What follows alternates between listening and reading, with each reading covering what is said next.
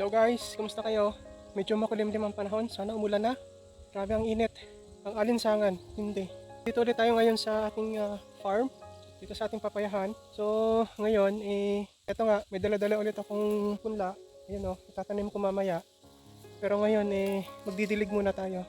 Yung aking mga tinanim nung nakaraan, 3 beses na akong nagtanim ng tig 15 na seedlings per batch. Yun ay kailangan nating madiligan kasi talagang napakainit. At ang tindi ng init, kawawa yung mga halaman. At ito kasi mga punla ko ay kinailangan ko na ding itanim kasi malalaki na rin siya. Matatangkad na nga yung iba at malayo pa ang pinanggagalingan nito doon pa sa bahay sa proper. Baka sumubra ng tangkad at maputol yung mga tangkay kasi lumulutong ng lumulutong. Kailangan kong madiligan, kailangan na rin nating maitanim at maalaga ng dilig. So didiligan muna natin. So ayan guys, katatapos ko lang maitanim yung dala kong papaya kanina, yung 15 puno. So ngayon magdidilig naman tayo nitong ating mga nakaraan kong tanim na papaya. So yung 3 batch na nauna, so kailangan ko na talaga siyang madiligan. Kailangan ko siyang maalagaan ng dilig.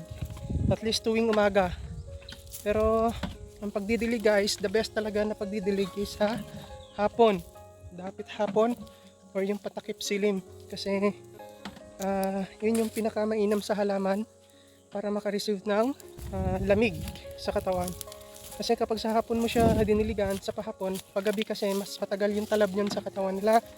Unlike kapag sa ganitong oras, umaga, kung didiligan mo siya ng mga ganitong oras, mabilis lang yan ang epekto sa katawan nila. Hindi siya tatagal sa katawan yung lamig.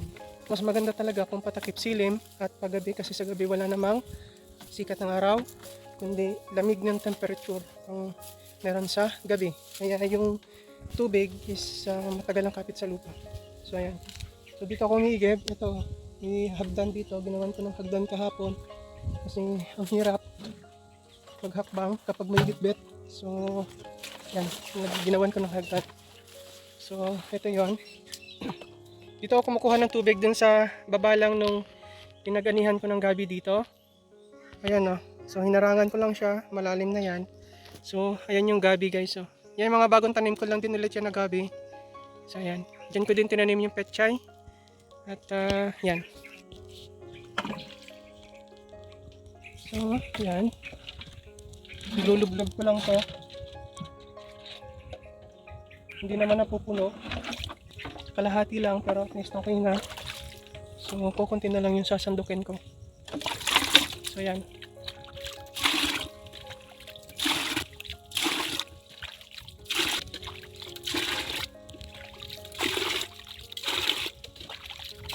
Ang ganda ng tubig talaga dito. Ang lamig. Mas maganda sana to kung sa hapon, patakip sili mo. Oo, yung pagdidilig. Kasi talagang yung lamig, talagang mararamdaman ng halaman. So yan.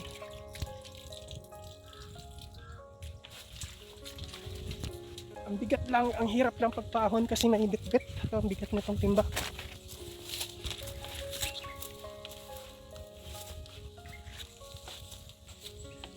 Ayan o, nakikita niyo yung buta. May buta ako. Hinubad ko kasi ang hirap kapag ganito yung gawa natin. Paahon, may suot na buta tapos may bit-bit. So, ang bigat.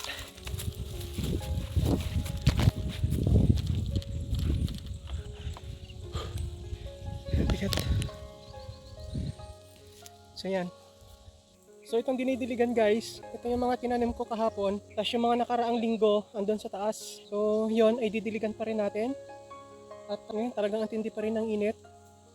So igdadalawang ganito lang muna ang ginagamit ko bawat puno. Ito, half liter ng litrohan ng Coke. So ito, tinanim ko to 2 weeks ago na. So ayan o, malusog na siya. Ganda na, di ba? So, yun yung mga tinanim ko noon, yung unang batch dito sa grupo na to na pagtatanim ko.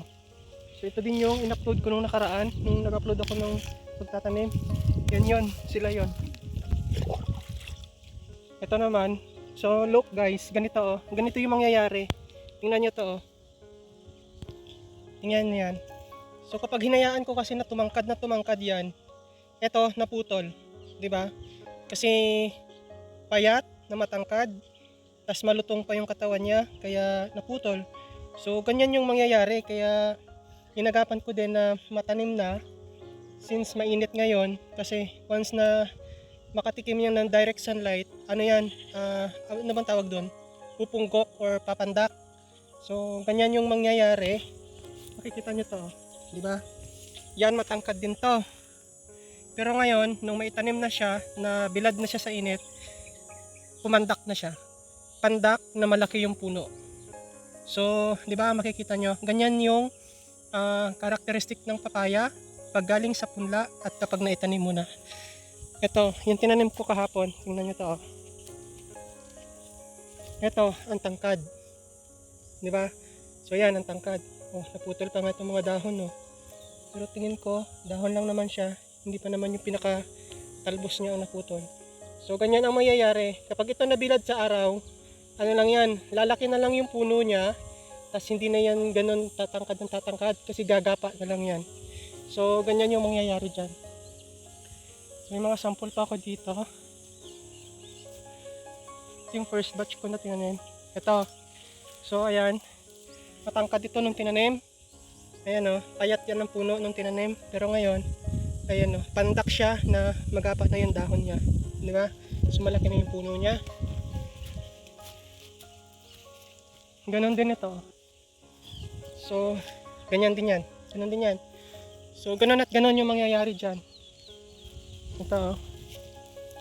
So, kita nyo guys. Yan, pandak. Pero magapak na yung dahon. So, ayan o. Pandak. Parang ako. So, ganyan yung mangyayari sa papaya kapag naitanim. Yan. Ayan o. Yan. Ito, second batch na to. Second batch ko na to na itinanim.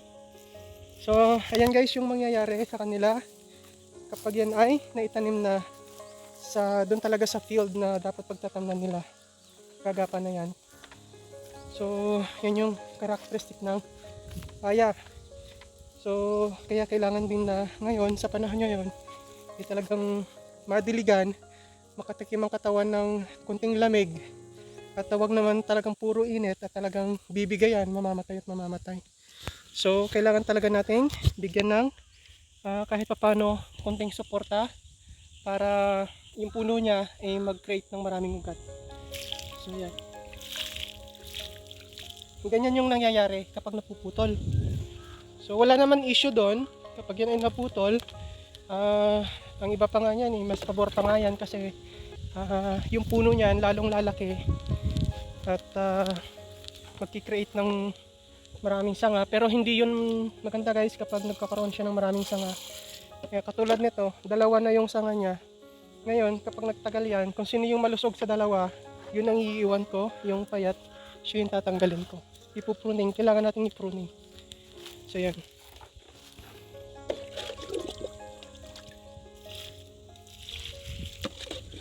So tigda dalawang ganito lang muna ginagamit ko.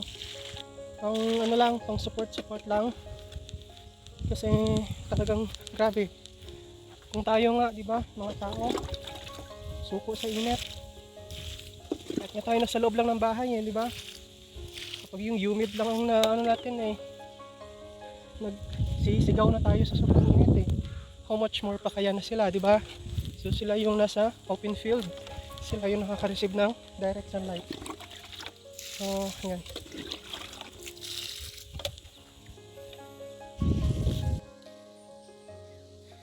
Ilang puno na lang naman nata yun. Parang isang batch na lang nata yun. Didiligan natin. Tingal. Mapapansin nyo, ang kulimlim na Uulap na siya. Di ba? Kailan pa kaya ito uulan?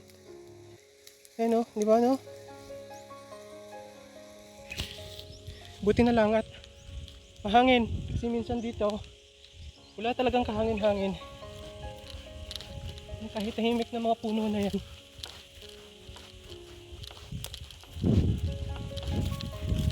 So, malapit na rin ito matapos.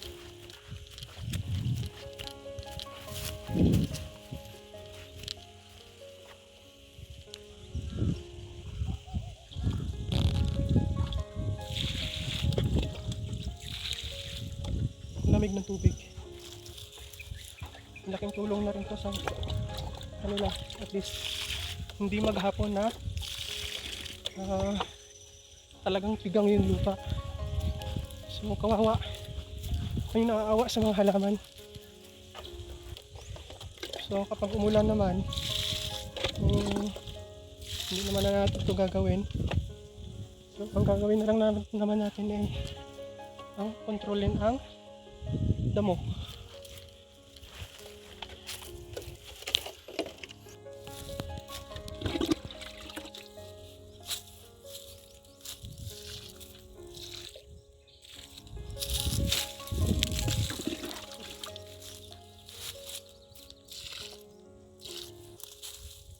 So ayan guys, natapos na nating diligan.